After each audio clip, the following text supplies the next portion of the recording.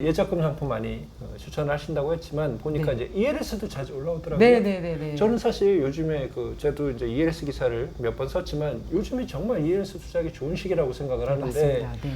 ELS 원래 이렇게 좀 선호하시는 편이었어요? 네, 제가 증권회사에 있을 때에도 예. 예, 이제 삼성증권에서 ELS 굉장히 많이 파는 직원 아. 네, 중에 하나였었고요. 예. 예, ELS 같은 경우에는 사실 이제 파생 상품이기 때문에 상품에 대한 이해가 굉장히 좀 필요한 그런 상품이에요. 그래서 제가 포스팅할 때마다 늘 밑에다 말씀드리는 게 상품에 대한 이해가 없이는 가입하지 말아라라는 얘기를 많이 하는 편이긴 합니다. 예. 네. ELS를 특정 시기에 특정 증권사에서 ELS 상품을 이제 모집을 하면 한 번 10개씩 쭉 해갖고 나오잖아요. 네네네네. 그 중에서 추천하시는 상품은 한두 가지밖에 안 돼요. 네, 어떤 맞아요. 네. 기준이 뭔가요? 기준은 일단은 기초자산을 가장 먼저 봅니다. 예. 예, 기초자산 중에서 이제 지수형인 거를 예, 지수형. 추리고요. 그 다음에 이제 ELS의 가장 중요한 거, 원금 보존 조건이 되는 낙인을 먼저 예. 봅니다. 예, 그래서 전낙인 위주로 예. 이제 계산했을 때, 이 정도 지수까지는 안 빠질 것 같다라고 하는 정도의 낙인을 고르고요. 예. 그 다음에 이제 조기 상환인데, 많이 질문하시는 게 조기 상환이 좀 빠른 게 좋으냐, 아니면은 조기 상환이 좀 느린 게 좋으냐, 이걸 좀 많이 질문을 하시는데, 그거는 사실 주식시장에 따라서, 그러니까 예전에 2012년도부터 한 2018년도까지는 우리나라 주식이 굉장히 박스권이었었어요. 예. 그런 경우에는 조기 상환도 조기 상환이지만 조금 나중에 상환될 수 있는 것들이 아무래도 이제 쿠폰이 조금 더 금리가 좋거든요. 그래서 적절히 분할해서 가입하는 편이고요. 요즘 같이 이제 주식시장이 말씀하신 대로 좀 많이 빠지고 가입 좀 적기잖아요. 지금 같은 경우에는 조금 빨리 상환되는 거 위주로 가입하는 이유가 요게 이제 빨리 상환이 되면 다른 금융 재테크를 이제 하기 위해서 예, 저는 하반기에는 주식 관련된 쪽으로 좀 많이 보려고 하거든요. 시장이 좋아질 거라 보시는구나. 예, 상반기보다는 그래도 조금 예. 나아질 거다라고 보고 원래 주식시장이 이제 선행을 하기 때문에 예, 우리가 뭐 아주 나쁘다 뭐 이랬을 때에는 오히려 주식시장은 그거를 턴을 해요. 예. 예, 그래서 지금 같은 경우에는 하반기에는 예, 주식시장 관련된 상품 쪽으로 조금 일부는 예, 배분을 하려고 생각하고 있습니다. 조금 구체적으로 여쭤볼게요. 네네. 지수형을 선호하신다고 하셨으니까 네네. 지수형 이제 대부분 다 국가 대표의 주가 지수를 말씀하시는 거죠. 네네네네, 그렇죠. 특별하게 선호하시거나 아니면 반대로 여기 지수가 들어있는 거는 좀 별로다라고 하시는 게 따로 있나요? 개인적으로는 이제 코스피 200 지수를 가장 좋아하는 편이고요. 아무래도 이제 홍콩 H 지수를 가장 이제 비선호하는 편인데 그 이유는 변동성 때문에. 예, 그러니까 아무래도 아까 말씀드렸던 원금 보존 조건을 가장 먼저 봐야 되기 때문에 변동성이 적은 기초 자산을 선호하는 편입니다. 그러면은 보통 이제 세 개로 구성이 되니까 한국, 미국, 유럽 이 정도 오겠네요. 예, 보통 이제 그런 식으로 하는데 최근에는 조금 바뀐 게 오히려 미국이 변동성이 굉장히 크고 예, 홍콩 H 지수가 그러니까 중국 지수가 굉장히 좀 견고해요. 그래서 그런 것들은 좀 적절히 섞어가지고 그러니까 무조건 그 세 개 세트의 기초 자산으로만 들어가는 게 아니고요. 기초 자산도 좀 이렇게 예, 적절히 분할해서 들어가는 편입니다. 그럼 녹인 같은 경우 그러니까 어디 그 만기가 되기 전까지 어느 밑으로만 떨어지지 않으면 이 그쵸. 수익률을 준다는 그 녹인. 네. 녹인은 보통 어느 정도 라인을 보세요? 녹이는 보통 이제 50 미만, 그러니까 50 미만? 45, 40 요 정도를 굉장히 좀 선호하는 편이에요. 네. 지난번에 올리신 거 보니까 진짜 한 녹인 45% 정도인데 연수익률이 한 9%대까지 나오는 네. 요즘에 정말 조건이 좋은 것 같아요. 네, 맞습니다. 네. 저는 비슷한 상품을 몇 달 전에 한 서너 달 전쯤에 7%대로 가입을 했거든요. 네, 맞아요. 그러니까 작년에는요 6%였었어요. 네. 몇 달 사이에 가입 조건이 굉장히 좋아졌는데 사람들은 별로 관심이 없더라. 이것도 제 참- 생각에는 관심은 좀 있어도 그리고 또 예. 많이 가입을 했는데 처음 가입한 게 조기 상환이 안 되다 보니까 자금이 이제 더 이상 융통할 수 있는 자금이 조금 한계가 있는 거예요. 그러니까 저 같은 경우에도 ELS로 들어갈 수 있는 자금은 사실 이제 지금 풀로 차 있는데 조기 상환될 수 있는 게 없고 조기 상환되는 게 없으니까 더 이상 들어가는데 굉장히 좀 어렵더라고요. 아까 그러니까 제가 돈이 모자라고 저축 상품이 나와도 쳐다만 네, 이런 거랑 비슷하네요. 그렇죠. 네. 요즘에 정말 좋은 상품 많습니다. 네, 맞습니다. 네. 아까 이제 했던 질문하고 좀 비슷하긴 한데 네. 뭐 시기가 지금 이래서 더 그랬을 수도 있겠지만 증권사 출신인데도 네. ELS 빼고는 증권사와 관련된 상품 추천을 많이 하지 않으세요. 네. 그런 것 같더라고요. 근데 네. 예전에 한참 유행했잖아요. 그 주식시가 하락하기 전에 한참 이제 중위험 중수익 그래갖고 굉장히 유행했던 상품들이 많아요. 네네네네. 대표적으로 이제 한 지난 몇 년 사이 인기를 얻은 리츠도 중에 네, 하나고 네네. 여러 가지 것들이 있는데 네네. 그런 상품들을 추천하지 않는 이유는 이게 추천할 정도로 그렇게 매력적이라고 생각하지 않기 때문인 것인지 아니면 그쪽에 관심이 없어서인지 네. 이것도 좀 궁금해요. 이제 리츠 같은 경우에는 이제 공모주로도 사실 투자를 좀 이제 하는 편인데요. 리츠도 어떻게 보면 배당을 주기는 하지만 저는 주식이라고 생각을 하기 그렇죠. 때문에요. 예, 제가 이제 주식을 갖고 있게 되면 아까도 말씀드렸지만 시세에 조금 민감하게 우리가 신경을 안 쓸 수가 없거든요. 그래서 배당금은 예를 들어서 한 주당 50원 받았는데 주식은 100원 이상 빠졌다라고 하면 이거는 저는 수익이 아니라고 생각해요. 그래서 내가 최대한 스트레스 받지 않는 재테크를 하려면 리츠도 주식이다라고 생각을 한다면 굳이 리츠를 가지고 있을 필요는 없다라고 생각이 들고요. 그다음에 이제 리츠가 말씀하신 대로 올 연초만 하더라도 주시장이 많이 빠지니까 상대적으로 또 리츠는 많이 올랐었다가 최근에 또 기준금리가 올라가면서 리츠는 오히려 또 많이 빠져서 그렇죠, 많이 빠졌어요. 그래서 이런 거에 신경을 안 쓰려면 개인적으로는 리츠는 저는 선호하지는 않습니다. 그러면은 그 총 포괄적으로 중위험 중수익 상품이라고 나와 있는 여러 가지 것들에 대해서 네네네.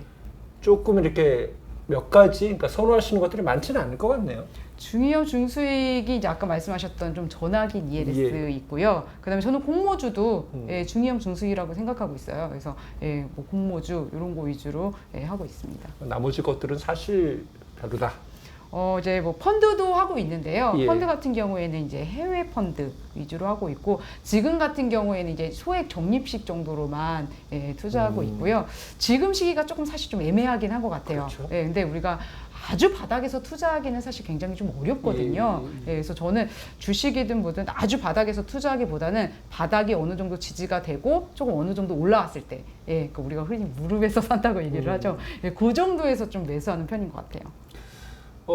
주식 얘기를 하셨지만 사실은 채권도 네네네. 회사가 망하지만 않으면은 그 이자하고 원금 주는 거니까. 네네네. 채권도 어느 정도 이제 그걸 지키면서 할 수 있는 투자 수단이긴 한데 채권에 대한 언급도 사실은 거의 본 일이 없는 거. 네, 맞습니다. 네네네. 요즘 조금 문의 많이 주시더라고요.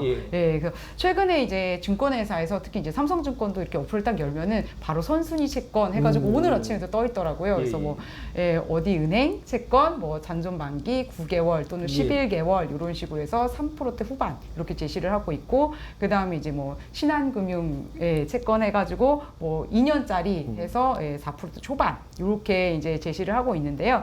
사실 채권 같은 경우에는 이제 장점은 3개월 이표제다 보니까 3개월마다 이자를 받을 수 있어서 금융소득 종합과세에 좀 해당되시는 분들은 그런 거를 좀 관리를 하실 수가 있는데 이제 반면에 단점은 내가 현금화를 하고 싶을 때 급할 때 현금화가 굉장히 좀 어려워요. 그런 부분도 있고 그 다음에 실제로 금리가 아주 높은 거는 아니거든요. 그렇죠. 왜냐하면 지금 뭐 1년짜리 그 증권회사에서 판매하는 발행어명 RP 이런 것들 같은 경우에도 4.15예요. 그러면 저는 차라리 그쪽으로 가입하는 게 더 나은 게 만약에 내가 중간에 무슨 일이 있어서 중도 해지할 수가 있다라고 했을 때 채권은 중도 해지가 어려운데 발행어음이라든가 예금 같은 경우에는 중도 해지하기가 사실 쉽거든요. 그래서 그런 것들 때문에 오히려 그런 발행어음이라든가 예금 쪽으로 많이 추천하는 것 같아요. 알겠습니다. 이게 보시긴 다 보시네요. 보시면서 글이 맨날 예금 적금 다 ELS만 올라와서 이것만 관심 있으신가 했는데 보긴 다 들어보시면서 네, 맞습니다. 네네. 그 중에서 그래도 이게 매력적이기 때문에 이거를 계속 그러니까 쓰시는 거구나. 지금 시기에는 이게 최상이다. 그래서 지금 바로 빨리 가입하자라고 하는 거 위주로 올리고 있어요. 알겠습니다. 그 요즘에 그 스마트폰 하나로 이 안으로 이제 재테크 할 수 있는 것들이 굉장히 많이 늘어났어요. 네, 맞아요. 핀테크라고 하죠. 그래서 한 3년 전만 해도 보지 못했던 재테크 수단들이 굉장히 많이 늘어났습니다. 맞습니다. 네네네. 대표적으로 그 윤종신 씨 나와서 광고하는 음악 저작권도 있고 한우에도 투자할 수 있다라고 하고 뭐 미술품도 있고 디지털 부동산 수익증권, 그러니까 디지털화해서 이제 앱으로 투자할 수 있는 것들도 있고 뭐 명품도 있고 피트피트 대출도 있고 굉장히 많습니다. 이제 흔히들 이제 대체 투자라고 얘기를 하던데 직접 해보신 건 혹시 있으세요? 직접 해본 거는 거의 없어요. 그럼 네. 거기에 대해서 이렇게 부정적인 의견을 갖고 계신 것인지 아니면 그냥 관심이 없으신 것인지. 일단은 저는 제 재테크 목표 중에 하나가 내가 모르는 것은 투자하지 말자도 있고요. 그 다음에 말씀하신 것들이 사실 저한테 굉장히 좀 이렇게 협업이 많이 들어와요. 근데 제가 아무리 뒤져봐도 이게 법의 테두리 안에 있는 것들이 별로 없어요. 네, 그러니까 우리가 뭐 예적금 같은 경우에는 예금자 보호 한도도 있고 뭐 이런데 지금 말씀하신 그런 것들, 뭐 미술품 투자라든가 이런 것들이 대체적으로 P2P도 그렇고요. 우리가 이렇게 보호를 받을 수 있는 법의 테두리가 거의 없기 때문에 예, 그런 것들은 제가 거의 안 하고 있고, 그 다음에 P2P 같은 경우도 굉장히 좀 문제가 됐었던 게 실제로 이제 문제가 됐는데 이거를 내가 보상받을 수 있는 길이 전혀 없는 거예요. 그래서 그런 것들은 아예 제가 재테크에서 제외하고 있습니다. 그러면은 흔히 얘기하는 확실하게 이제 인정된 수단으로 많이들 이용을 하고 제도권 안으로 들어와서 보호 장치가 마련이 됐을 때나 관심을 갖겠다. 그렇죠. 네. 지금은 전혀 관심이 없어요. 알겠습니다. 네. 평소에는 원래 그 이쪽 관심도 많고 평소에는 관심이 많은 재테크 분야이긴 한데 네. 지금 시기가 영 아닌 것 같아갖고 좀 안 보고 있는, 하지만 때가 되면 다시 이쪽으로 좀 관심을 갖게 될 것 같은 그런 재테크가 있는지. 지금 뭐 계속 말씀드렸지만 사실 주식 쪽인 것 같아요. 예, 뭐 ETF라든가 펀드, 주식. 그 다음에 이제 지금은 좀 달러가 워낙 비싸가지고 그렇지만 이제 달러도 그렇고, 예, 지금은 살짝 쉬고 있는 그런 부분들을 계속해서 하반기에는 예의주시하고 있습니다. 예, 이런 쪽들로 하반기에는 일부는 조금 포트폴리오를 가져가려고 하고 있어요. 원래 주식 쪽에서 조금 선호하시는 분야가 있었나요? 제가 작년에 이제 재테크 강의했을 때 말씀 많이 드렸던 게 2차 전지 관련주들. 네, 여전히 그런 쪽으로는, 예, 그러니까 우리 미래 먹거리죠. 미래 성장 동력. 이런 쪽들에는 예, 관심이 많습니다. 네. 알겠습니다. 그 목돈을 만들잖아요. 그러니까 어차피 이제 적금이라는 것이 목돈을 만드는 수단이고, 뭐 1년 2년, 3년 모아도 이제 큰 돈은 아니지만 그걸 여러 번 하면 이제 목돈이 만들어질 텐데, 목돈이 만들어지면 혹시 그 돈을 어디다가 투자를 하고 싶다 아니면 무엇을 구매하고 싶다라는 어떤 정해진 것들이 있는지, 혹시 뭐 아파트를 더 큰 걸 옮겨가고 싶다라든지 뭐 이런 게 혹시 개인적으로 있으신가요? 제가 사실 재테크를 하면 이제 그 돈을 어디다 쓰시나요? 막 이런 거 질문도 굉장히 많은데, 제가 재테크를 해서 이렇게 목돈이 생기면은요, 보통 이렇게 좀 또 쓰기도 좀 많이 쓰는 편이에요. 생활비로? 그리고 그러기도 하고, 그 다음에 이제 제가 지금은 코로나 때문에 사실은 조금 중단 상태이기는 한데, 제가 가족들과의 그 장기 여행을 굉장히 좋아해요. 그러니까 제가 재테크하는 사실 1순위 이유가 가족과의 여행이거든요. 그렇죠. 돈 모아서 어디다 쓰겠어요? 예, 그리고 이제 아이들이 크면은 다들 그렇게 말씀하시는 게 엄마 아빠 안 쫓아다닌다 막 이런 얘기를 많이 해서, 예, 제가 이제 두 공주들이 있는데 두 공주가 또 나이 터울이 좀 있어요. 그래서 이제 두 공주랑 같이 여행을 다니다 보니까 보통은 제가 2, 3주 이런 식으로 해서 해외로 많이 여행을 가거든요. 그럼 이제 그다음 1년에 몇 번이 아니라 2, 3주야. 아니요. 그러니까 1년에 한 번씩 가는데 2, 3주를 몰아서 가요. 그러다 보니까 2, 3주 그 비용이 정말 만만치가 않은 거예요. 예, 그래서 거의 이제 한 해 동안 모아놨던 그 재테크 비용의 절반 이상은 여행 가는 데 쓰고 있기도 하고요. 그다음에 이제 뭐 차를 바꾼다던가 아니면 이제 집을 한번 크게 리모델링 한 적이 있었어요. 예, 조금 돈을 많이 들여가지고 그런 적도 있어가지고, 예, 제가 이제 무조건 재테크 해가지고 수익이 났다라고 해서 그걸 좀 모아두기보다는 조금 가족을 위해서 많이 쓰는 편이에요. 재테크 목적이 확실하시네요. 예, 그렇습니다. 가족과의 행복. 사실은 저희들은 돈 벌어갖고 뭐 할지는 사실 별 관심이 없어요. 그냥 일단 돈을 모으는 게 중요하기 때문에 다 그렇게 살았는데, 그러네요. 돈을 모으는 이유가 있죠. 그러니까 지금 시기가 지나가면 아이들하고 함께 할 수 있는 시간이 많지가 않기 때문에. 몇 살이에요, 큰애가? 큰애 지금 고등학교 1학년입니다. 그렇죠. 엄마 안 따라다닐 나이 됐다. 아직은 그래도 다행히 잘 쫓아다니고는 있는데, 알겠습니다. 저도 머지 않았다고 생각해요. 알겠습니다. 목돈이 생기면 다 이제 그런 하고 싶은 것들을 하고 계시는 거니까. 그러면은 그 목돈이 필요한 투자, 이제 네. 부동산 흔히들 얘기하는 네, 부동산 네, 투자라고 네. 하죠. 네. 이쪽엔 사실 그럼 크게 관심이 없으신 거예요? 사실 투자라고 하기에는 조금 어려울 것 같고 이제 실거주 쪽으로는 사실 관심이 좀 있어요. 왜냐면 지금 살고 있는 집이 좁아요. 그래서 다음 이사갈 집을 있는데, 네네네. 그래서 제가 사실은 그 청약을 계속 넣고는 있는데 이 집이 제가 예. 보유를 하고 있다 보니까 청약에 당첨이 안 되는 거예요. 그렇죠, 그렇죠. 근데 이제 요즘 같은 경우에는 또 조금 이렇게 미분양도 난다고 해가지고 관심이 있기는 있습니다. 근데 저는 투자보다는 실거주 쪽으로 그렇죠. 관심이 있어요. 우리나라 사람들 대부분이 집 한 채를 가지고 거주와 투자를 동시에 하려는 사람들이 대부분이기 때문에 네네네. 거기에 해당되신다고 보면 되겠네요. 네, 그렇습니다. 알겠습니다. 근데 이제 제가 아무래도 자금이 조금 한정적이다 보니까 만약에 주택을 구매하는데 많은 돈을 쓰게 되면 상대적으로 금융재테크할 수 있는 자금의 여력이 줄어들게 되는 거예요. 그래서 그런 부분 때문에 제가 줄다리기를 하다 보니까 부동산 투자가 조금 더 어려웠지 않았나라는 생각은 듭니다. 알겠습니다. 아까도 잠깐 얘기를 했었지만 그 영끌 네네. 주식이든 부동산이든 네. 영끌로 거의 이제 막차를 탔던 그 사회초년생들 네네네. 특히 이제 경험이 많으신 분들은 좀 일찍 들어가거나 일찍 빠져나왔겠죠. 근데 이제 경험이 없는 사회초년생들 같은 경우는 좀 이러다가 나만 도태되는 거 아닌가 싶어갖고 이제 따라 들어갔는데 너무 늦게 들어갔다가 그렇죠. 이제 네, 물리신 네. 분들이 굉장히 많아요. 네.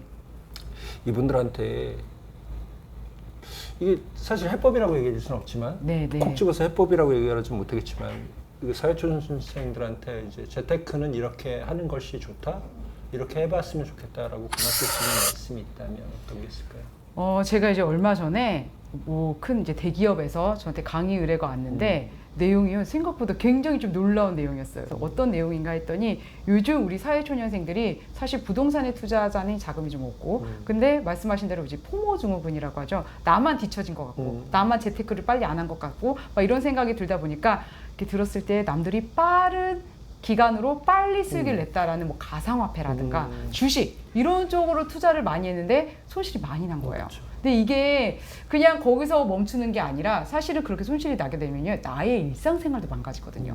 그러니까 회사 일을 안 한대요. 회사 일을 해야 되는데 계속 시세 보고 있고 그다음에 그것 때문에 스트레스니까 회사 일도 진전이 안 되고 그래서 제가 정말 말씀드리고 싶은 거는 사회초년생일수록 더디게 가야 돼요. 저 같은 경우에도 이제 저도 사회초년생 시절이 있었잖아요. 저도 지금의 금융재테크를 하기 위한 시드머니는 그때 가입했었던 고금리 예적금 그 다음에 정시펀드 그 다음에 ELS 이런 것들로 차곡차곡 모아놓은 것들이 지금의 발판이 된 거지 뭐 주식 투자에서 크게 수익이 났다던가 가상화폐 같은 데서 크게 수익이 났다던가 그러지 않았거든요. 그래서 내가 그런 거에 대해서 너무 막 따라가지 않아도 된다라고 생각해요. 그래서 사회초년생 같은 경우에는 너무 남의 말에 휘둘리지 말아라라는 말씀을 꼭 드리고 싶고 천천히 가도 된다. 그리고 원금 보장되는 상품부터 밟고 가자라는 말씀을 꼭 드리고 싶습니다. 저도 매달 제가 하고 있는 것들을 엑셀로 정리를 하거든요. 네네. 저는 제가 굉장히 주식 투자를 잘하고 어떤 투자를 굉장히 잘해서 자산이 늘어났다고 생각을 했는데 가만히 분석을 해보니까 절반 이상이 월급 받아갖고 모아온 저축해서 모은 거더라고요. 그럼요. 네. 그렇더라고요, 실제로. 네, 맞습니다. 저축은 정말 기본인 것 같아요. 네, 그렇죠. 그리고 내가 하고 있는 현업에서 열심히 하시는 게 저는 가장 큰 재테크라고 생각합니다. 알겠습니다. 블로그 어쨌든 한 7년 하셨어요. 네네. 요즘 사실은 다들 영상 세대라고 해서 영상 시대라고 해서 다 유튜브 하고 있는데 안 하고 이제 블로그만 계속 하고 계시잖아요. 유튜브 계획은 없으신 거죠? 많이 여쭤보시는데 제가 사실은 블로그 하기에도 집안일이랑 같이 하면서 굉장히 시간이 쪼달려. 네네. 그리고 이제 제가 굉장히 그러니까 답글을 잘 달아주는 블로그로 유명하거든요. 왜냐면 우리나라 사람들이 성격이 굉장히 급한데 거기에 답글이 빨리빨리 안 달리면 굉장히 답답해하세요. 그래서 그거를 제가 잘 알기 때문에 빨리빨리 답글을 해드리고 있는데 여기에서 제가 유튜브까지 하게 되면 솔직히 제 삶이 거의 없을 것 같아요. 근데 제가 재테크하는 목적은 우리 가족의 행복이고 제가 키우고 있는 두 아이의 양육이 사실은 가장 큰 주인데 저는 그 줄을 놓고 싶지 않습니다. 앞으로도 그러면은 재테크라는 그 범위 안에서만 블로그를 운영하실 계획이신 건가요? 네, 그렇습니다. 네. 알겠습니다. 마지막 질문을 드릴게요. 종합적으로 네. 현재 금융시장 환경은 이렇습니다. 네네. 경기 침체가 우려된다라는 전망이 뭐 그렇게 될지 안 될지 모르지만 그쵸, 그런 전망이 네, 계속 네, 나오고 네, 있고 네. 금리는 계속 오르고 있고 예, 어디까지 예. 갈지 모르겠는데 네, 네, 네. 네, 그다음에 물가도 계속 오르고 있습니다. 전쟁이 언제 끝날지 모르겠고 네, 맞습니다. 네. 지금 현재 금융 환경 하에서 가장 선호하는 추천하고 싶은 재테크 방식은 무엇인가? 그리고 이게 저도 그 주식 투자하시는 분들 고수들한테 여쭤볼 때 꼭 그렇게 여쭤보거든요. 네 동생한테, 네 주변에 너 가장 친한 친구한테 만약에 네, 추천을 네. 한다고 하면 무엇을 추천하겠냐 이런 네, 식으로 네, 여쭤보는데 네. 친구나 가족한테 대표되는 어떤 추천할 수 있을 만한 어떤 목돈 모으기, 네, 목돈 굴리기 방법이 있다라고 하면 좀 종합적으로 설명을 좀 해주시죠. 네네. 이제 말씀하신 대로 이제 지금이 금리 인상기고, 그다음에 이제 경기가 계속 좋지 않다 보니까 사실은 원금을 계속 좀 이렇게 지켜가면서 투자하는 그런 시기인 것 같아요. 그래서 지금 제가 블로그에서 계속 추천하고 있는 고금리 예적금 위주로 투자하셨으면 좋겠고요. 그다음에 적금에서 가장 중요한 거는 무조건 중도 해지를 하시면 안 돼요. 그러니까 내가 요거를 만기까지 어떻게 최대한 가지고 가려면 어떻게 내가 해야지 얘를 중도 해지하지 않고 가져갈까라고 고민을 하셔가지고 무조건 장기 상품만 가입하지 마시고 또 반대로 무조건 단기 상품만 가입하지 마시고 적절히 섞어서 가실 것을 추천을 드리고요. 지금 주식시장에서 그렇다고 해서 나는 주시장이 안 좋으니까 아예 안 쳐다볼 거야. 또 요거는 아닌 것 같아요. 항상 예의주시는 하고 있대. 지금 당장은 이제 원금 보장형 상품 위주로 하시고 그 다음에 주식시장이 아까도 말씀드렸지만 선행하는 부분이 있습니다. 그래서 주시장도 지켜보고 있다가 지금 시기가 된다라고 하면 좀 분할해서 매수하실 것도 저는 추천드리고 있어요.